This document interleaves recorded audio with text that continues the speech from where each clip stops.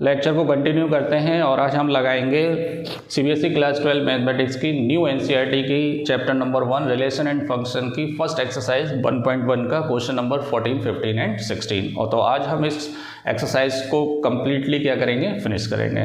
तो आप हमारे अगर फर्स्ट व्यूअर है तो पहले चैनल को सब्सक्राइब करें और इससे पहले की वीडियो देखने के लिए आप चैनल के प्लेलिस्ट में जाइए, एनसीईआरटी का फोल्डर सर्च करिए, सबसे पहले आप एनसीईआरटी को लगाइए। उसके बाद बाकी के इंपॉर्टेंट क्वेश्चंस के लिए PYQs के लिए आप इंडिविजुअल फोल्डर में जाइए। हर चैप्टर के मैंने अलग अलग फोल्डर बना रखे हैं, उसमें PYQs वगैरह ऑलरेडी अपलोड कर चुका हूँ मैं। चलिए क्वेश्चन करते हैं। अगला क्वेश्चन नंबर 14 क्वेश्चन क्या है कि L आपके पास कोई सेट है ना।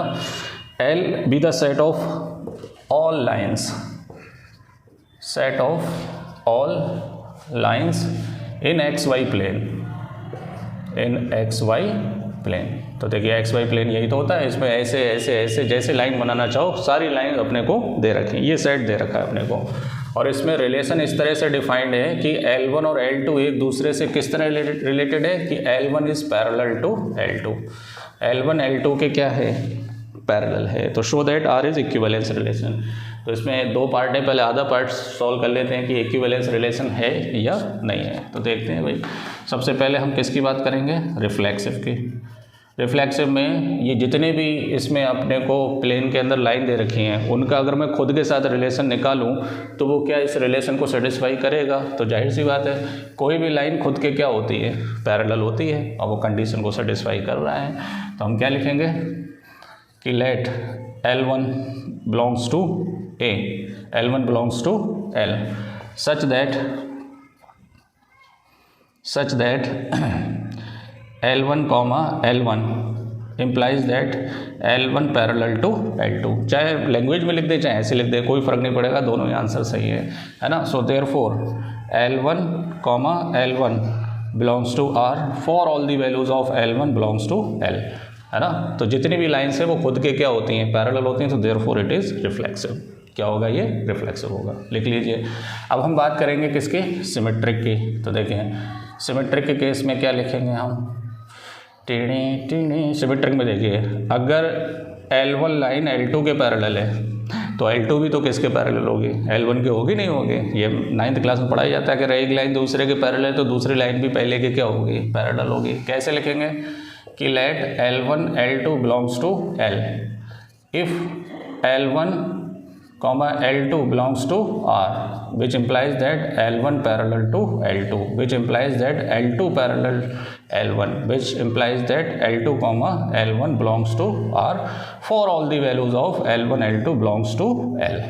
So therefore it is, बताइए क्या, सिमेट्रिक। क्या होगा, ये सिमेट्रिक होगा। तो ये रिफ्लेक्सिव भी हो गया, सिमेट्रिक भी हो गया। और इक्विवेलेंस प्रूफ करने के लिए अब बची है सिर्फ ट्रांजिटिविटी, है ना। तो ट्रांजिटिविटी देखिए, अगर दो लाइन L1 L2 एक दूसरे के पैरेलल है और L2 L3 के पैरेलल है तो L1 और L3 भी क्या हो जाएंगे, पैरेलल हो जाएंगे। ठीक है, इस टाइप का एक एग्जांपल है, उसमें पैरेलल के बजाय परपेंडिकुलर की कंडीशन दी है। वो क्वेश्चन भी आप करिए, ये भी करिए, वो वाला भी करिए, राइट। तो देखिए कि let L1 L2 L3 belongs to L। अगर L1 L2 बिलोंग कर रहा है रिलेशन से, इसका मतलब है कि L1 पैरेलल है किसके, L2 के। और अगर L2 और L3 बिलोंग कर रहे हैं रिलेशन से, तो इसका मतलब है कि L2 पैरेलल है किसके, L3 के। तो ये क्या इम्प्लाइज करेगा कि L1 L2 के पैरेलल है, L2 L3 के, तो ये कॉमन है। ये इम्प्लाइज करेगा कि L1 is also parallel to L3, so which implies that L1 L3 belongs to R for all the values of L1 L2 L3 belongs to A। So therefore it is also transitive. Last line लिखेंगे क्या, तो we can say that the given relation is symmetric, reflexive and transitive, so it is an equivalence relation. कैसा relation है ये, equivalence relation. अगला part इसमें ये दे रखा है कि show that find the set of all the lines related to the line 2x y equal to 2x plus 4। इससे रिलेटेड लाइन की तुम्हें सेट बताना है। तो देखिए ये कुछ इस तरह का सेट है, ये लाइन इस तरह की है, इसमें स्लोप 2 है, इंटरसेप्ट कितना है यहाँ पर 4 है। तो ये लाइन वही तो होंगी जो जिनका स्लोप क्या होना चाहिए, सेम होना चाहिए, लेकिन इंटरसेप्ट क्या होना चाहिए, इंटरसेप्ट आपके डिफरेंट होंगे। लेकिन ये जो सेट है ये सभी एक दूसरे के क्या होना चाहिए, पैरेलल होना चाहिए। तो क्या लिखेंगे, as the set of all lines, as the set of all lines which are parallel to given line y equal to 2x plus 4 will be in the form of y is equal to 2x। Slope same रहना चाहिए लेकिन ये चीज़ different होगी, तो मैंने इसको क्या लिख दिया है, y is equal to 2x plus c, where c belongs to real number. c किससे बिलोंग करेगा, रियल नंबर से। तो c जीरो भी हो सकता है, नेगेटिव भी हो सकता है, पॉजिटिव भी हो सकता है, फ्रैक्शन भी हो सकता है, रैशनल भी हो सकता है, इरेशनल भी हो सकता है ना। तो इससे रिलेटेड जितनी भी लाइंस होंगी वो सब इसके क्या होंगी, पैरेलल होंगी। क्लियर भाई, ये तो इससे रिलेटेड हैं ही, लेकिन ये सी के अकॉर्डिंग जो भी जितनी भी लाइंस बनेंगी वो सब इसके क्या होंगे, पैरेलल होंगे। तो ये सेट हो जाएगा इसका। क्लियर है। अगर सोल्यूशन पसंद आया हो तो सब्सक्राइब जरूर करें, बेल आइकन को जरूर दबाइए। ठीक है, चलिए अब 2 क्वेश्चन बचे हैं, ये आपके MCQs हैं और मैं सजेस्ट करूंगा कि आप स्टार्टिंग से ही इसके NCERT के जितने MCQs हैं ये किसी अच्छी सी कॉपी में नोट करिए और सारे MCQs को एक साथ लगाइए तो ज़्यादा बेटर रहेगा, है ना। एग्ज़ाम टाइम पे बहुत हेल्प मिलेगी उससे। चलिए स्टार्ट करते हैं अगला क्वेश्चन नंबर 15 देखिए इसमें हमें दे रखा है कि रिलेशन इन अ सेट, एक कोई सेट में मान लेता हूँ ए दे नहीं रखा है, मैंने मान लिया ऐसे। ये सेट क्या है, 1 2 3 4, सेट तो दे रखा है लेकिन सेट ए है, ये नहीं दे रखा है, तो ए मैंने मान लिया। और रिलेशन किस तरह से है, रिलेशन है 1, 2, 2, 2, 1, 1, 4, 4, 1, 3, 3, 3 और 3, 2 ये रिलेशन दे रखा है। अगर आप स्क्रीन पे देखेंगे इसमें जो ऑप्शन दे रखे हैं वो 3 ही बातों को ले रखे हैं, रिफ्लेक्सिव, सिमेट्रिक और ट्रांजिटिव। तो पहले मैं चेक कर लेता हूँ, बाद में ऑप्शन जो है मैच कर लेंगे। बताइए 1 1 है, 2 2 है, 3 3 है, 4 4 है, तो ये रिफ्लेक्सिव तो है। क्या है ये, रिफ्लेक्सिव है, क्योंकि इन सबके क्या हैं, डबलेट हैं। अब हम बात किसकी करेंगे, सिमेट्रिक की। सिमेट्रिक में देखो 1 2 है तो 2 1 नहीं है, तो ये सिमेट्रिक नहीं है। अब ट्रांजिटिव की बात करेंगे, किसकी, ट्रांजिटिव की। तो देखो 1 2 है, 2 2 है, तो 1 2 है ना। 1 2 है, ये हो गया। अब 2 2 है, तो अभी तक तो ये है ना। 1 1 है, 1 2 है, तो 1 2 है, 1 1 है, 1 3 है, तो 1 3 है।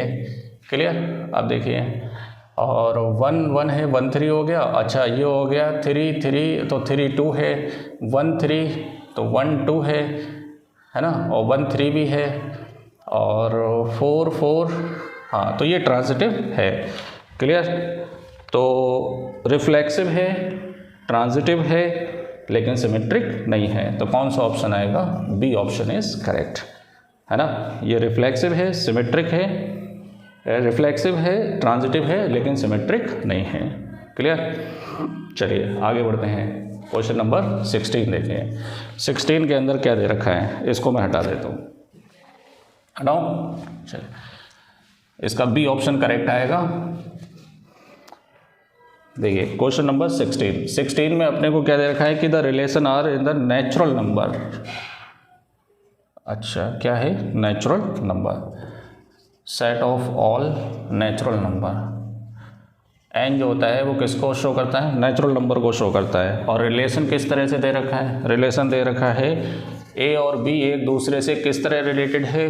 देखिए इसमें इंपॉर्टेंट चीज़ है कि सेट आपको क्या दे रखा है, वो सेट की आपको नॉलेज होना चाहिए, तभी रिलेशन समझ में आएगा।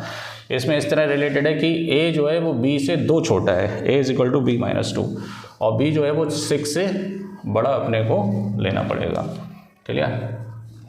बी जो है वो 6 से बड़ा लेना पड़ेगा अपने को। ठीक है, तो चूज़ द करेक्ट ऑप्शन। तो अगर मैं इसमें कुछ सेट बनाना चाहूँ तो देखिए बी में 6 से बड़ा लूँगा तो 7 लूँगा, तो यहाँ 7 माइनस 2, तो ए की वैल्यू कितनी आ जाएगी, 5, तो ये हो जाएगा 5, 7। एक तो ये आएगा, क्लियर। अब आप यहाँ पर 7, 8, 9 यही तो ले सकते हैं, 8 लीजिए, तो 8 में से 2 जाएगी तो कितने बचेंगे, 6 बचेंगे, तो 6,8। अब 9 लीजिए, तो 9 लूँगा तो 9 में से 2 जाएंगे तो कितने बचेंगे, 7 बचेंगे, तो ये हो गया 7,9। तो ऐसे तो बहुत सारे आप बना सकते हैं नेचुरल नंबर। अब इसमें चेक करते हैं कि 2,4 बिलोंग करेगा, तो 2 तो नहीं कर सकता है ना। 3,8 बिलोंग करेगा, वो भी नहीं कर सकता, क्योंकि इसमें नंबर जो है पहले नंबर ही 5 से क्या आएगा, बड़ा आएगा। तो 6, हाँ ये बिलोंग करेगा, कौन सा, 6,8 बिलोंग्स टू आर। क्लियर। तो कौन सा ऑप्शन है, C option is correct. Clear. चलिए नोट कर लीजिए, ये एक्सरसाइज आपकी कंप्लीट हो गई है। नेक्स्ट वीडियो के अंदर मैं आपसे मिलता हूँ फंक्शंस की एक्सरसाइज को लेकर। Thank you.